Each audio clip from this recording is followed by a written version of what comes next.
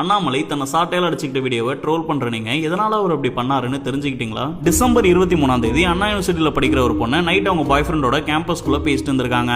அப்ப திடீர்னு அங்க வந்து 30 வயசான ஆளு நீங்க கிஸ் பண்ண வீடியோ என்கிட்ட தான் இருக்குன்னு அவங்க கிட்ட காமிச்சு டீன் கிட்ட சொல்லி டிசி கிழிச்சிருவேன்னு பிளாக்மெயில் பண்ணி அந்த பையனை அனுப்பிட்டு அந்த பொண்ணை கற்பழிச்சு அந்த வீடியோவை எடுத்து அதை அகைன் அந்த பொண்ணு கிட்டே காமிச்சு அந்த பொண்ணு மொபைல்ல இருந்து அவங்க அப்பா நம்பரையும் எடுத்து நான் கூப்பிடுறப்பெல்லாம் நீ வரணும் இனிமே இல்லைன்னா இந்த வீடியோவை உங்க அப்பாவுக்கு டீனுக்குன்னு எல்லாருக்கும் அனுப்பிடுவேன்னு மிரட்டி இருக்கான். தென் அந்த பொண்ணு இந்த இஷ்யூ எஃப்ஐஆர் ரெஜிஸ்டர் பண்றாங்க.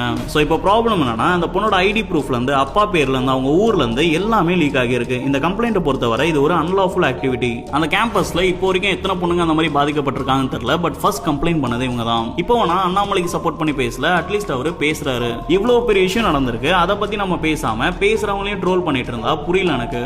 முடிஞ்சா தெரியல உங்க ஸ்டோரியில போட்டு என்ன ப்ராப்ளம் போயிட்டு இருக்குன்னு ஒரு 4 பேருக்கு தெரியப்படுத்துங்க.